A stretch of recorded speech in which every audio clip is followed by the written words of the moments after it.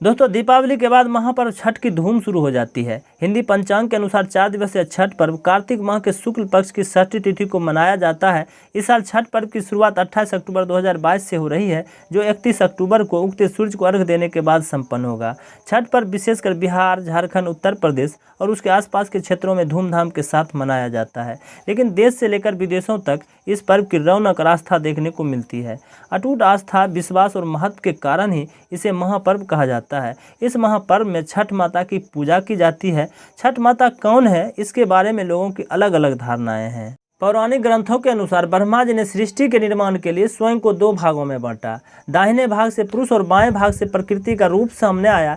सृष्टि की अधिष्ठात्री प्रकृति देवी के एक प्रमुख अंश को देवसेना कहा गया है। प्रकृति का छठा अंश होने के कारण इन देवी का प्रचलित नाम षष्ठी है। षष्ठी देवी को ही छठ माता कहा गया है। पुराणों में उन्हें मां कात्यायनी के नाम से भी जाना जाता है, जिनकी पूजा नवरात्र में षष्ठी तिथि को की जाती है। सनातन धर्म में छठ माता को ब्रह्मा जी की मानस पुत्री और सूर्य देव की बहन भी माना जाता है, जो निसंतानों को संतान, निर्धन को धन देती है और सभी बालकों की रक्षा करती है।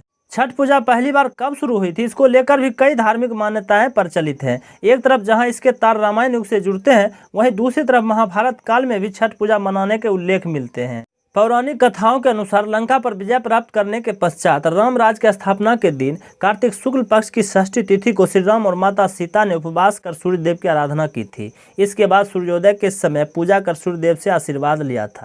महाभारत काल के विषय में भी ऐसे उल्लेख मिलते हैं कि द्रौपदी छठ पूजा किया करती थी, जिसके पुण्य से पांडवों को जुए में हारा हुआ राजपाट वापस मिल गया। बिहार का एक जिला है भागलपुर, जिसे महाभारत काल में अंग देश के नाम से जाना जाता था। इस अंग देश के राजा थे अंगराज कर्ण। पौराणिक कथाओं के अनुसार सूर्यपुत्र कर्ण भी छठ पूजा किया करते थे। वह प्रतिदिन घंटों तक पानी में खड़े रहकर सूर्यदेव की आराधना किया करते थे और उन्हें अर्घ्य देते थे। दोस्तों, ऐसी मान्यता है कि तब से लेकर अब तक दीपावली के छठवें दिन हर साल पूरे देश में करोड़ों लोग डूबते हुए सूर्य देव के आगे नतमस्तक हो जाते हैं और अगले दिन उगते हुए सूर्य को अर्घ्य देकर सुख समृद्धि का आशीर्वाद लेते हैं। इन 4 दिवसीय महापर्व के शुभ अवसर पर हर तरफ गहमागहमी, हर्षोल्लास नजर आता है। इन 4 दिनों में क्या कुछ होता है, आइए जानते हैं।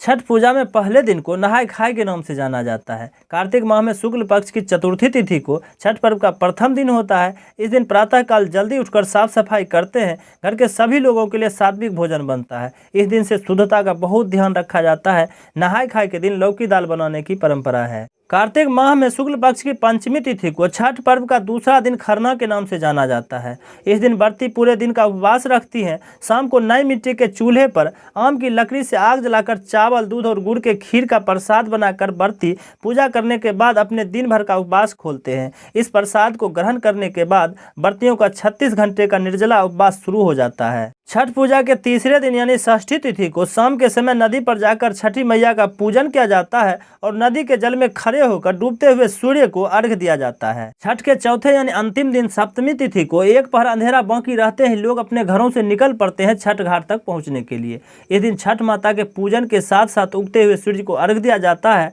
और पूरे परिवार के सुख शांति की कामना के साथ छठ महापर्व का समापन किया जाता है। तो दोस्तों, आपको यह जानकारी कैसी लगी, नीचे कमेंट बॉक्स में कमेंट करके हमें जरूर बताइएगा। मिलते हैं इसी तरह के एक और नॉलेजेबल वीडियो में। तब तक के लिए गुड बाय, टेक केयर।